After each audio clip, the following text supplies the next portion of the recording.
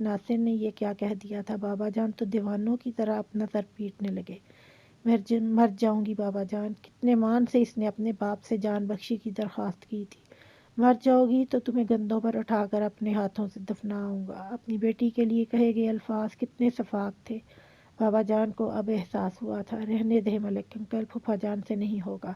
آفاق نے ان سے کہا۔ وجدان اٹھ کر ملیحہ کے سرہانے بھائی جانب آ کھڑا ہوا۔ نور الہدیٰ کا ذہن کام نہیں کر رہا تھا، ورنہ وجدان کو پہچان جاتے، لیکن وہ حیران ہوئے تھے کہ جلتی آنکھوں اور دہکتے چہرے والا یہ شخص کون ہے جسے ملیحہ کی موت پر اتنا دکھ ہوا ہے کہ صبح سے بیٹھا پاگلوں کی طرح ملیحہ کو دیکھے جا رہا ہے اور اب اپنے حلیے سے دیوانہ نظر آتا ہے۔ وہ شخص حقدار کی طرح ملیحہ کا کاندھا دینے آ گیا تھا۔ یہ حیران ہونے کا وقت نہیں تھا، سو انہوں نے اپنی حیرت کو جھٹک دیا، پھر چاروں ایک ساتھ جھکے اور ملیحہ کا جنازہ اپنے کندھوں پر اٹھا لیا۔ کلمے کی صدائیں بلند ہو گئیں۔ آج وہ قصر فاروقی سے رخصت ہو رہی تھی، ہمیشہ ہمیشہ کے لیے۔ 20 سالوں پر محیط اس کی زندگی کی داستان اچانک ہی ایک موڑ پر آ کر ختم ہو گئی تھی۔ اسے کہتے ہیں زندگی، اور یہ ہوتی ہے موت، ایک بے وفا، دوسری بے رحم، اور کیا بے بسی ہے کہ فرار دونوں سے ہی نہیں۔ زندگی شفاق لگے تو موت کے آنچل میں چھپ جاؤ، لیکن اگر مر کر بھی سکون نہ ملے تو کاش کوئی تیسرا دروازہ بھی ہوتا۔ قبر تیار ہو چکی تھی، ملیحہ کا جنازہ قبر کے پاس اتار دیا گیا۔ آفاق نے وجدان کو اشارہ کیا تو وجدان کو ملیحہ کا منہ موڑنا یاد آ گیا اور وہ جبڑے بھینچ کر نفی میں سر ہلاتا پیچھے نکل گیا۔ آفاق ایک نظر اسے دیکھ کر جنازے کے پاس آ گیا، پھر کمر کے گرد بندھے کپڑے سے پکڑ کر نور الہدیٰ اور صمد کے ساتھ مل کر احتیاط سے ملیحہ کے جسم کو قبر کے اندر کھڑے جنید اور منیر حسن کے ہاتھوں میں پکڑا دیا۔ پھر وہ اور نور الہدیٰ بھی قبر میں اتر آئے۔ تم سفید رنگ مت پہنا کرو، اس رنگ میں تم اتنی پیاری لگتی ہو کہ ڈر لگتا ہے تمہیں نظر نہ لگ جائے۔ کفن کی سفید چادر اس کے چہرے پر سے ہٹاتے ہوئے نور الہدیٰ کے ہاتھ کانپ گئے۔ انہوں نے غور سے اس کی طرف دیکھا، لیکن آج انہیں ملیحہ سفید رنگ میں اچھی نہیں لگی۔ انہیں بے ساختہ وہ رات یاد آ گئی جب ان کا انتظار کرتے وہ تھک کر سو گئی تھی۔ سوتے ہوئے اس کے چہرے پر کتنی معصومیت تھی، اور وہ نرم سا تاثر جو سوتے جاگتے ہر حال میں اس کے ساتھ رہتا تھا۔ موت کے کئی گھنٹے گزر جانے کے بعد بھی وہ نرمی، وہ حلاوت اور وہ معصومیت اس کے چہرے پر تھی۔ نور الہدیٰ کو لگ رہا تھا جیسے وہ آج بھی تھک کر سو گئی ہو، مگر آج یہ تھکن زندگی کی تھی۔ میں تمہارے سحر سے آزاد نہیں ہونا چاہتا۔ انہوں نے نرمی سے ملیحہ کی پلکوں کو چھوا۔ میری زندگی سے تو جا رہی ہے، بس اتنا احسان کرنا کہ میرے دل سے کبھی نہ جانا۔ اپنی یاد کا ایک چراغ جلا کر میرے دل کے طاق پر رکھ دینا، میں اسی روشنی میں جینے کی وجہ ڈھونڈ لوں گا۔ ان کے دل کو کچھ ہوا تھا اور وہ تیزی سے پلٹ کر قبر سے باہر نکل آئے۔ گورگن بیلچوں کی مدد سے مٹی میں قبر بھر رہے تھے اور وجدان دفن ہوتا جا رہا تھا۔ پھر کچھ ہی دیر لگی اور ملیحہ کا قیامت تک کے لیے سورج سے پردہ ہو گیا۔ اس کی ادھوری محبتیں، نامکمل آرزوئیں اور ٹوٹے خواب اس کے جسم کے ساتھ ہی من و مٹی تلے دفن ہو گئے۔ اپنے جذبوں کی صلیب آپ اٹھائی ہم نے، زندگی سن تو سہی کیسے بتائی ہم نے، مڑ کے دیکھا تو رہ زیست کو تنہا پایا، تب یہ معلوم ہوا عمر گنوائی ہم نے۔ نور الہدیٰ قبرستان سے نکلے تو گھر نہیں آئے، بلکہ وہیں سے ملک انکل کو بابا جان کا خیال رکھنے کا کہہ کر سکون کی تلاش میں جانے کن راستوں پر نکل کھڑے ہوئے، مگر سکون کبھی ڈھونڈنے سے ملا ہے؟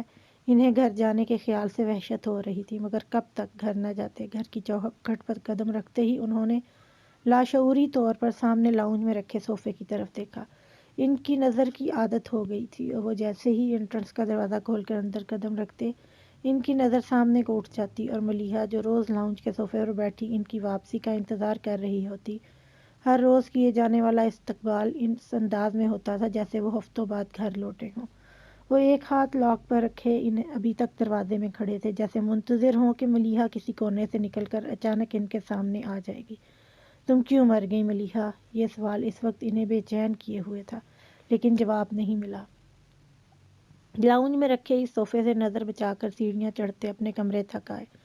دروازے کے ہینڈل پر ہاتھ رکھا، مگر اسے گھما نہ سکے۔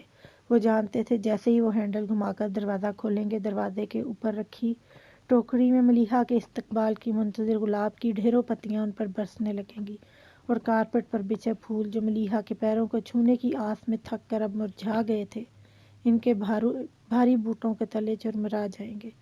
وہ بھلا کیسے اس شور کو سن پائیں گے؟ اور وہ شام جو اگر آ جاتی تو بڑی حسین تھی، اس کے حسن کو دو آتشہ بنانے کی خاطر اپنے وجود کی قربانی دینے والی کینڈلز، جن کا موم کل ملیحہ کو وصل کے لیے سجائی گئی سیج میں نہ پا کر دکھ سے پگھلتا قطرہ قطرہ یوں ٹپکا تھا جیسے کسی آنکھ سے آنسو، اور پھر شب وصل میں اجالے بھرنے کے لیے جلائی گئی موم بتیاں شب فرقت کے اندھیروں میں بجھ گئی تھیں۔ اب کون ان کے پگھلے ہوئے وجود کو دیکھتا؟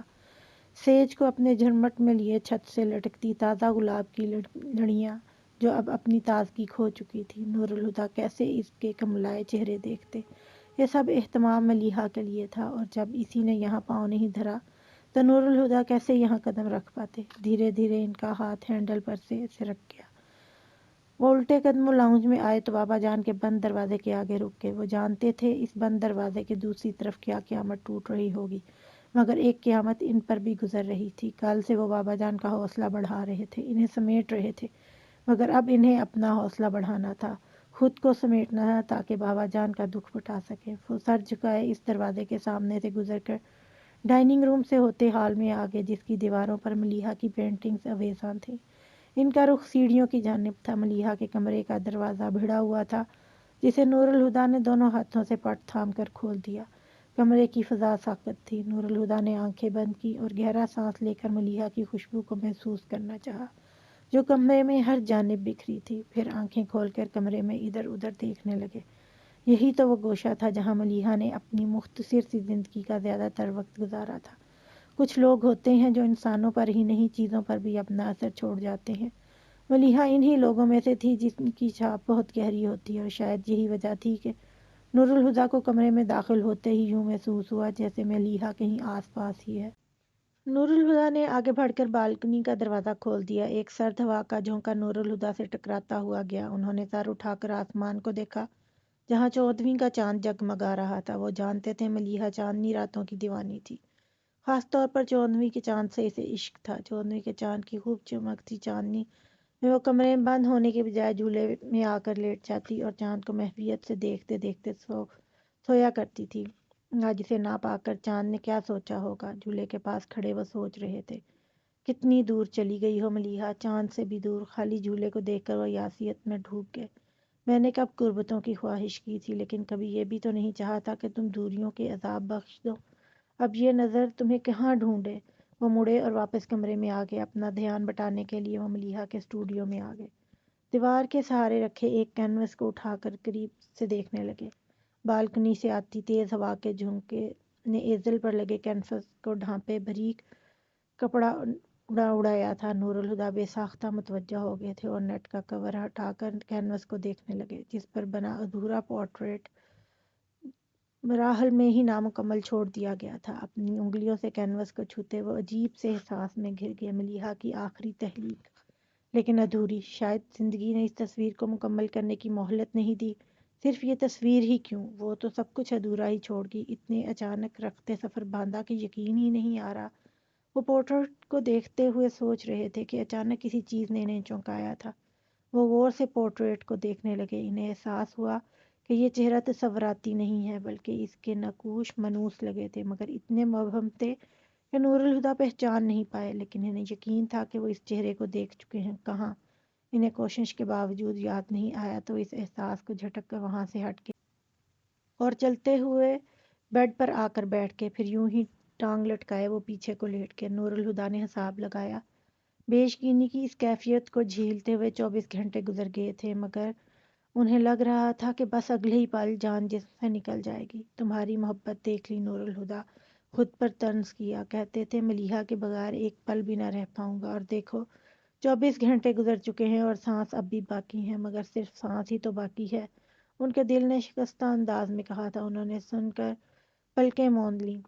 ان کے اعصاب تو پہلے ہی ڈھیلے پڑ چکے تھے۔ پلکیں بند کی تو جلتی ہوئی آنکھوں کو قرار آ گیا۔ انہوں نے ہاتھ بڑھا کر تکیہ اٹھایا۔ تکیے کے نیچے ایک ڈائری رکھی تھی۔ نور الہدیٰ حیران ہوتے اٹھ بیٹھے اور ہاتھ بڑھا کر ڈائری اٹھا لی۔